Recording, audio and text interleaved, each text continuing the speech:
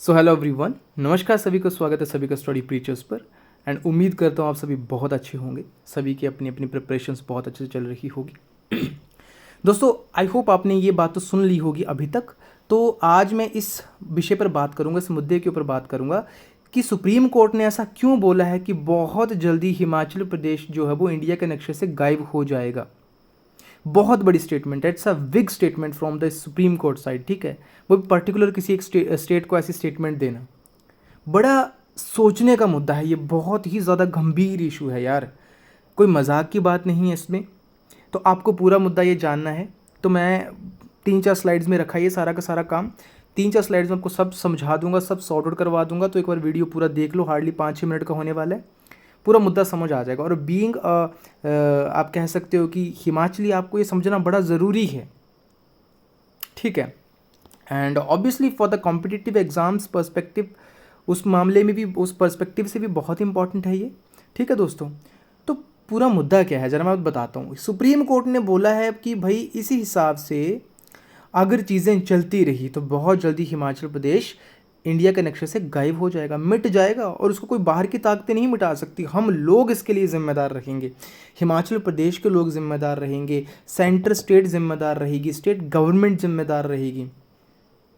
बहुत बड़ी स्टेटमेंट अपने आप में यार, सोचने वाली बात है। देखो, मैं एक छोटी सी स्टोरी बताना चाहता हूँ आपको इस मामले पे। कुछ दिन पहले ना मैं घर पे बैठा तो मैंने अपने बड़े भाई से ये बात बोली कि मैंने एग्जाम्पल दिया शिमला का। मैंने शिमला का एग्जाम्पल देते हुए उनको एक बात बोली थी कि भैया एक टाइम आएगा कि शिमला जो है वो मतलब इसकी पूरी तबाही हो जाएगी शिमला की। और मैंने इसका कारण क्या दिया, मैंने इसका कारण दिया था यहाँ पे जो कंस्ट्रक्शन है ना, उसको, शिमला में जो कंस्ट्रक्शन चल रही है ना हद से ज़्यादा। अगर कहीं पे 2 मंजिला इमारत बनाने की बेसिकली परमिशन है तो वहाँ पे 4 मंजिला बन रही है, कहीं पे अगर 4 की है तो वहाँ 6 बन रही है। इतना ज़्यादा जो करप्शन चल रहा है ना, उसी का रिजल्ट है कि सुप्रीम कोर्ट को ये स्टेटमेंट देनी पड़ी। और मैंने बोला था कि एक दिन आएगा शिमला ढह जाएगा पूरा, शिमला की जो रीचेस है ना वो भाई तबाह हो जाएंगी, कोलैप्स हो जाएंगी उस वजन से। इतना भारी ये सहन नहीं कर सकती। देखो, अर्थ की भी ना एक लिमिट है, कोई एक पर्टिकुलर एरिया होता है ना, जियोग्राफी में हम पढ़ते हैं, उसकी ना एक लिमिट होती है भार उठाने की।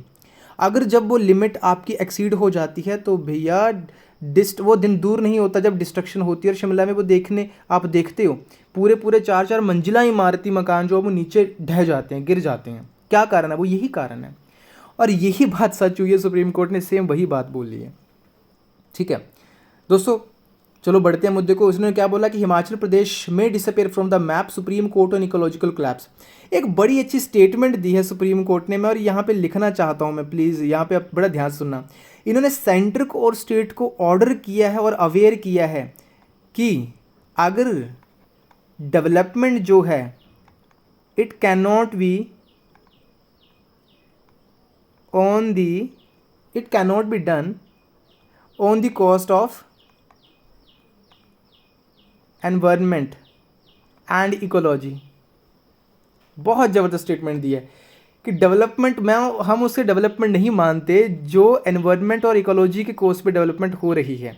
यानी कि ये हमें भुगतान अगर करना पड़े ना, हमारा एनवायरनमेंट को तबाह करके, हमारी इकोलॉजी को डिस्टेबलाइज करके, तो हम उसे डेवलपमेंट नहीं मानते। इसलिए तो एक बात चली थी सस्टेनेबल डेवलपमेंट का।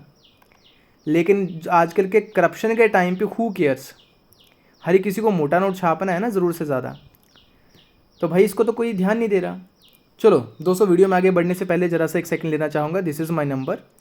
एंड आप अगर कॉम्पिटिटिव एग्जाम्स के लिए प्रिपेयर करना चाहते हो, पर्टिकुलरली हिमाचल प्रदेश के एग्जाम्स के लिए या सेंटर के CDS, SAFCAT, NDA कोई भी, ठीक है, तो आप मुझसे कॉन्टैक्ट कर सकते हो। यहाँ आपको English, grammar, GK national and international और स्पेशली HP GK की क्लासेस आपको ऑनलाइन दी जाती हैं बहुत ही अफोर्डेबल रेट्स पे।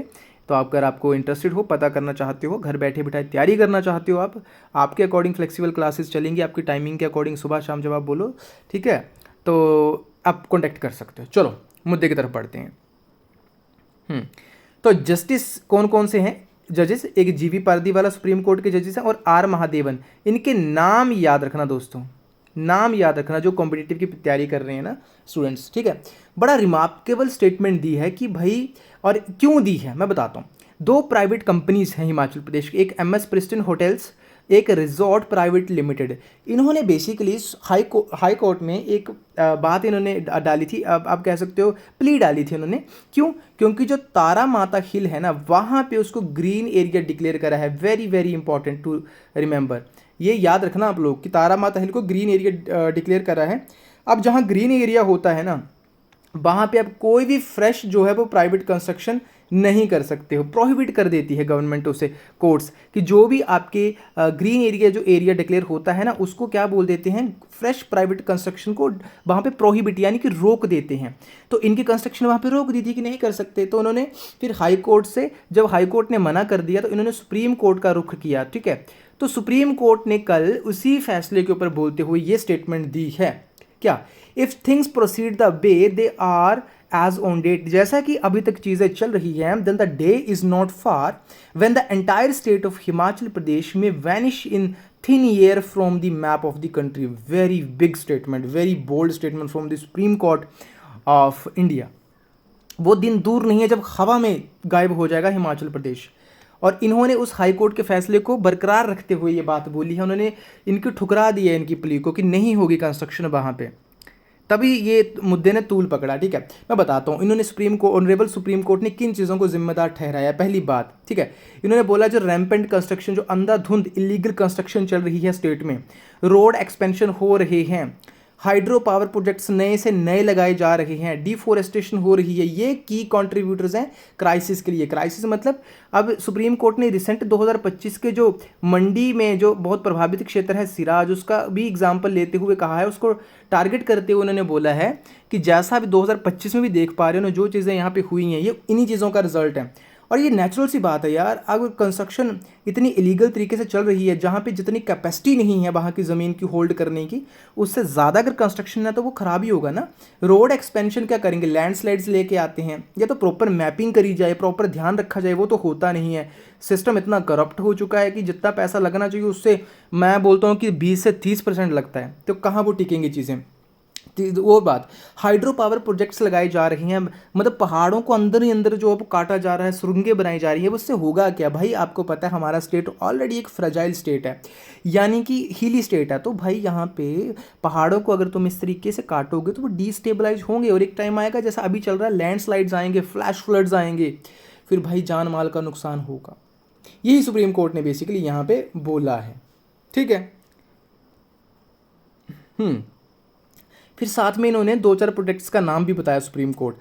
From expert reports to note that projects like Bhakra, Nathpa Jhakri, इनमें ये बोला कि लोकेटेड है Sutlej, Beas and Ravi river basins पर, ये भी मेजर कॉन्ट्रीब्यूटर्स है डिस्टेबलाइजेशन के लिए। यार आप बोलोगे कि डैम्स तो बनाने हैं, तो डिस्टेबलाइजेशन कैसे हो रही है इनसे, तो मैं एग्जाम्पल देता हूँ। आपने 3 गोर्जेस डैम के बारे में तो सुना होगा, ठीक है। 3 गोर्जेस डैम कहाँ पे है, चाइना में है, ठीक है। बहुत बड़ा डैम है, अभी तक सबसे बड़ा मान सकते हो यही डैम है, इससे बड़ा भी बनने वाला चाइना में, वो वीडियो आप देख सकते हो मैंने बनाया हुआ है। तो ये अर्थ की रोटेशन को 0.06 बेसिकली सेकंड्स, अगर मैं गलत नहीं हूँ तो एक बार चेक कर लेना इस फैक्ट को, ठीक है, इसको स्लो डाउन कर देता है अर्थ की रोटेशन को। सोचो, अर्थ रोटेशन को स्लो डाउन कर देता है ये इतना, तो क्यों नहीं करेंगे डिस्टेबलाइज, है ना। ये तो एग्जाम्पल है हमारे पास, उदाहरण है इसका। फिर एक इन्होंने बड़ी अच्छी बात बोली है कि जो अनरेगुलेटेड ग्रोथ ऑफ टूरिज्म, मैं भी भाई इस बात को बहुत टाइम से बोलता हूँ, जब भी मैं अपनी क्लासेस में डिस्कस करता हूँ कहीं भी स्टूडेंट्स के साथ, तो आई ऑलवेज से कि ये बहुत बड़ा मुद्दा है। टूरिज्म है स्टेट, ये टूरिस्टिक स्टेट है, लेकिन यहाँ रेगुलेशंस भी तो होनी चाहिए। आप अनरेगुलेटेड वे से नहीं चीज़ों को हैंडल कर सकते हो, इससे एक तो टूरिज्म भी खराब होगा, लोगों पे बैड इंप्रेशन पड़ेगा, ऊपर से जो स्टेट की जो इकोलॉजिकल हेल्थ है वो डिग्रेड हो जाएगी टाइम डे बाय डे, ठीक है। अब हमें पता है कि यहाँ पर रिलीजियस पर्सपेक्टिव से लोग आते हैं, इको टूरिज्म बेसिकली बहुत सारा है, लेकिन होता है क्या कि गार्बेज डंपिंग की फैसिलिटीज़ प्रॉपर नहीं है। अगर आप ऐसा कर रही हो तो आप प्रॉपर यार वहाँ पे गार्बेज को डंप करने की बात करो। इलीगल कंस्ट्रक्शन चल रही है, ज़्यादा से ज़्यादा लोगों को ठहराने के लिए होटल्स की ज़रूरत है, तो भाई बर्डन बढ़ रहा है ना, जैसा मैं ऑलरेडी बोल रहा हूँ उतनी देर से। इन्वायरमेंटल कोलैप्स हो रहा है, जैसे रोहतांग और कुल्लू वैली का इन्होंने एग्जाम्पल लिया, ठीक है। तो बहुत चीज़ें जो भी दिक्कत करने वाली हैं, क्योंकि कभी भी कोई भी देश का जो सबसे बड़ा कोर्ट है उच्च न्यायालय, भाई वो ऐसी स्टेटमेंट नहीं देगा किसी स्टेट के लिए। प्लीज़ ट्राई टू थिंक कि now things are getting serious, things are getting worse, it is the high time to us, to all of us, ठीक है, कि अपने आप को अवेयर करो इस मुद्दे के बारे में, और थोड़ा नेचर और एनवायरनमेंट के प्रति आप कह सकते हो ना कि थोड़ा लगाव बढ़ाओ, प्यार बढ़ाओ, सहनशीलता बढ़ाओ, तभी सब चीज़ें अच्छी होंगी। अब एंड में उन्होंने ये बोला है, sorry for this, okay, and में उन्होंने ये बोला सुप्रीम कोर्ट ने कि हमने स्टेट गवर्नमेंट और यूनियन ऑफ इंडिया को ये बोला है भाई गवर्नमेंट को कि earning revenue is not everything, very bold statement, revenue can not be earned at the cost of environment and ecology. मैंने स्टार्टिंग में आपको बोला था ना, बड़ी जबरदस्त स्टेटमेंट दी है, और ये आपका मेंस आंसर राइटिंग में भी यूज़ हो सकता है, ये मैं बता देता हूँ, ठीक है। जो स्टूडेंट्स एचएस के लिए प्रिपेयर कर रहे हैं, इनफैक्ट यूपीएससी के लिए प्रिपेयर कर रहे हैं, स्टेट पीसीएस के लिए कोई भी प्रिपेयर कर रहे हैं, ठीक है, जहाँ आंसर राइटिंग होगी आपके पास, ठीक है, allied Himachal Pradesh allied services के लिए, मुझे लगता है कि ये तो मुद्दा आएगा ही आएगा, ऐसा क्वेश्चन पेपरों में आएगा ही आएगा, 99% चांसेस है। तो इससे भी आप ओपनिंग कर सकते हो अपने आंसर राइटिंग की, that revenue can not be earned at the cost of environment and ecology, ये सुप्रीम कोर्ट की स्टेटमेंट है, राइट। साथ में उन्होंने 4 हफ्ते का टाइम भी दिया है, 4 वीक्स का, ठीक है, कि हिमाचल प्रदेश गवर्नमेंट को कि आप भाई इसका आंसर बताओ, जो हमने बात बोली है कि तुम क्या कर रही हो, what are the steps that you are taking to make this clear, कि भाई ये चीज़ें तुम अच्छे से हैंडल कर पाओगे, ठीक है दोस्तों।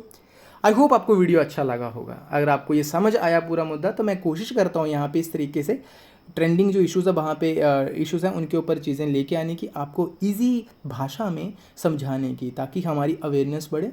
दोस्तों अगर आपको कोई फ़ायदा लगता है मेरे वीडियोस देख के, तो आप मेरे लिए यही कर सकते हो कि चैनल को आप सब्सक्राइब कर सकते हो, शेयर कर सकते हो वीडियोस को, अगर आपको अच्छे लगें तब लाइक कर सकते हो, कमेंट करना मत भूलना, कमेंट करने से आपको पता है एंगेजमेंट बढ़ती है हमारी भी, और ज़्यादा लोगों तक वीडियो जाता है, ठीक है। ऑनेस्टी से बात करता हूँ, कोई छुपाने वाली बात नहीं है इसमें, क्योंकि मेहनत लगती है यार हर चीज़ में, तो हमारी मेहनत के लिए तो यही है कि आप इस तरीके से सपोर्ट कर सकते हो चैनल को ग्रो करने में।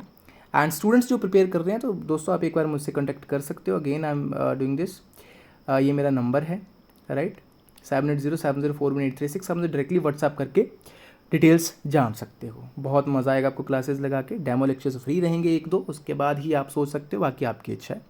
So thank you so very much, have a great day.